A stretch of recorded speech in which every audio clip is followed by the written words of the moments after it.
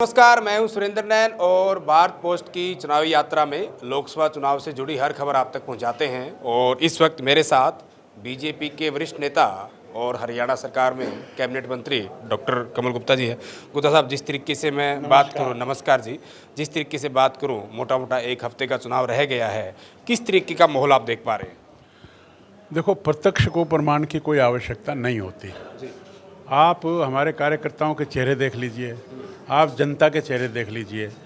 परसों यहाँ चाय के कार्यक्रम थे माननीय मुख्यमंत्री जी के, और 12 जगह हम गए, तो किसी भी जगह 800, 900, 1000, 1100, 1200 इससे कम लोग नहीं थे। अगर एवरेज मैं लगाऊं तो 1000, 1100 की एवरेज बनती है। तो वो चाय के कार्यक्रम ना होकर वो तो एक किस्म से सभाएं ही हो गई। तो रखे तो चाय के कार्यक्रम थे और हो गई सभाएं, और हर जगह अलग अलग लोग थे, क्योंकि अलग अलग लोगों के पास अलग अलग स्थानों पर गए थे। तो उसको देखकर पहले मैं ये कहता था कि हिसार विधानसभा से लगभग 70,000 की लीड है। लेकिन परसों के जो माननीय मुख्यमंत्री जी के कार्यक्रम देखे और उसमें जो लोगों का उत्साह देखा, चाहे वो श्रीमती सावित्री जिंदल के भी कुछ कार्यक्रम थे, भयाना इस अपने गौतम सरदाना जी के भी कार्यक्रम थे, ऐसे अनेक कार्यकर्ताओं के, हमारे महावीर जांगड़ा, नरेश सिंगल, छत्रपाल जी, और उधर रणधीर पनिहार जी, उधर शकुंतला राजलीवाला जी, उधर वैभव विदानी जी, ऐसे हमारी क्या नाम बहन सीमा गेवीपुर भी, और एक बलराज चौहान है, उनका भी कार्यक्रम था। तो ऐसे बहुत सारे कार्यक्रम जो 12 मैंने आपको बताए, तो उन कार्यक्रमों को देखकर ऐसे लगता है कि चुनाव एक तरफा है।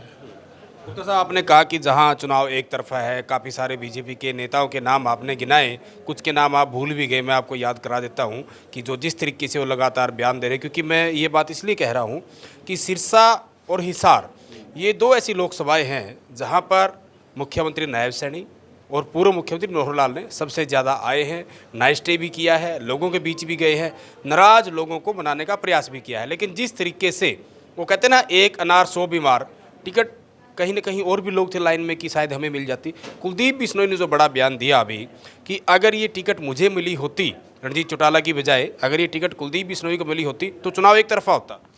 देखिए, मुझे तो एक बात पता है कि परसों रणधीर पनिहार जी के कार्यक्रम में आदरणीय कुलदीप जी भी आए हुए थे, और उन्होंने ये कहा कि भाई अगर भव्य बिश्नोई से एक भी वोट कम मिला तो मेरी बेइज्जती हो जाओगी।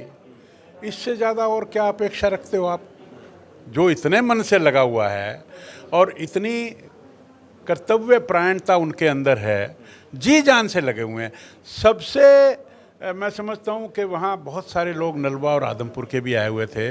रणधीर पनिहार ने जो परिश्रम करके और जो सभा करवाई, मैं समझता हूँ आपके प्रश्न का कोई उतना महत्व उसको देखते हुए नहीं लगता। ठीक है, मैं सरकार की बात आपसे करना चाहूँगा, क्योंकि हाल ही में भी कैबिनेट की मीटिंग भी हुई। मैं आबकारी की बात करूँ, उसके अलावा भी कई मुद्दों पर कहीं न कहीं अहम चर्चा हुई। लेकिन जिस तरीके से विपक्ष लगातार कह रहा है कि सरकार जो आपकी है वो अल्पमत में है, जिस तरीके से 3 निर्दलीय विधायकों ने सरकार से समर्थन वापस लिया, कांग्रेस को समर्थन दिया, तो कैसे देखता है जो विपक्ष दावा कर रहा है? आदत है उनकी ये कहना कि सरकार अल्पमत में है, उनकी आदत है।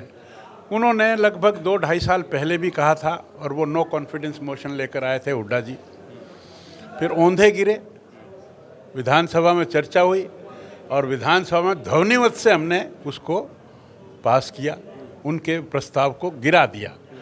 फिर 1.5 साल के बाद उनके फिर कुछ थोड़ी तलब उठी, उन्होंने फिर कहा कि भाई ये सरकार तो अल्पमत में है, इसको नो कॉन्फिडेंस मोशन लेकर आए, वो फिर गिरे।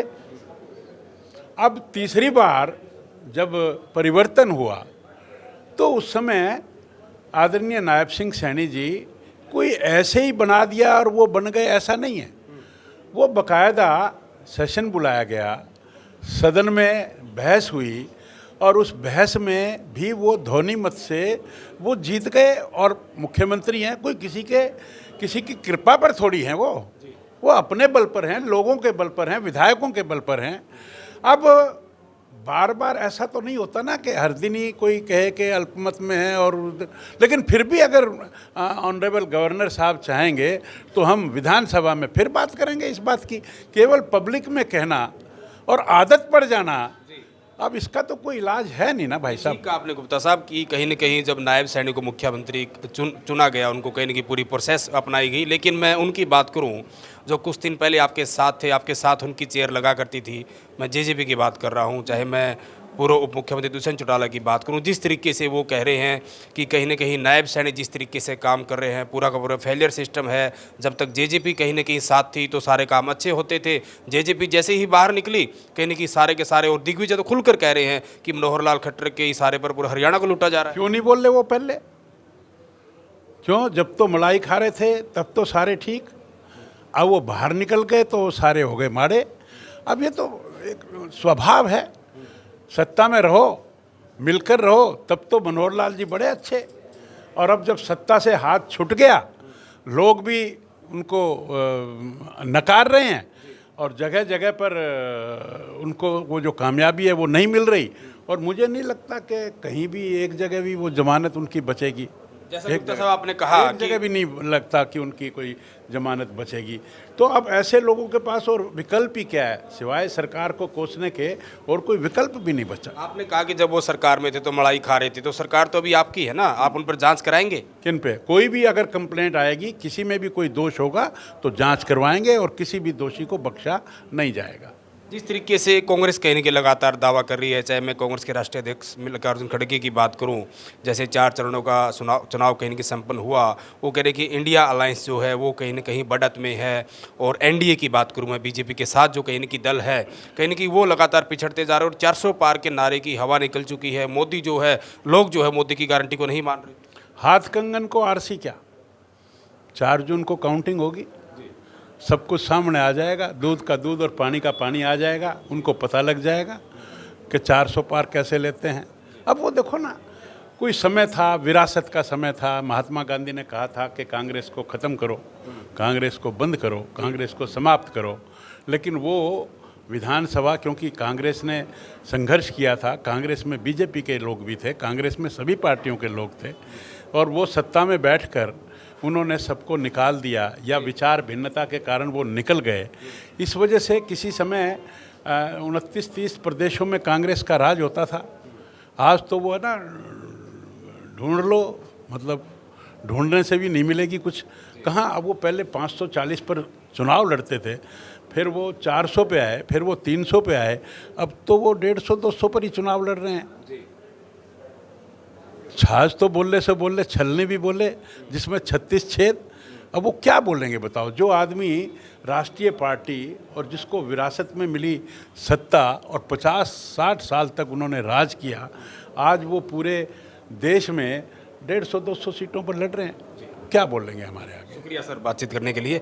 तो ये थे कैबिनेट मंत्री डॉक्टर कमल गुप्ता, जिनका साफ साफ कहना है कि जो कहीं न कहीं प्रदेश और देश की जनता है वो मोदी की गारंटी को लेकर, और कहीं न कहीं बीजेपी की तमाम जो योजनाएं हैं, सरकार में रहते जो योजनाएं लेके आए या फिर जो बड़े बदलाव देश और प्रदेश में किए, उन चीज़ों को ध्यान में रखकर कहीं न कहीं बीजेपी के पक्ष में मतदान करने वाली है। वहीं जहां कांग्रेस कहीं न कहीं दावा कर रही है सरकार बनाने का, या फिर यूँ कह रही कि 400 पार इस बार बीजेपी नहीं होने वाली, तो कांग्रेस को भी कहीं न कहीं डॉक्टर साहब ने कड़ा जवाब दिया है कि कहीं न कहीं मुंगेरी लाल के सपने देख रहे हैं और सारा का सारा दूध का दूध पानी का पानी 25 तारीख को हो जाएगा।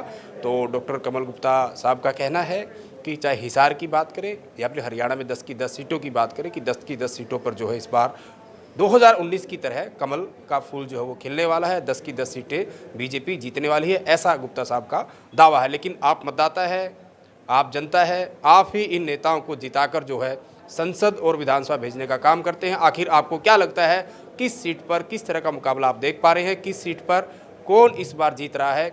कमेंट के माध्यम से अपनी प्रतिक्रिया जरूर दें। Thank you sir.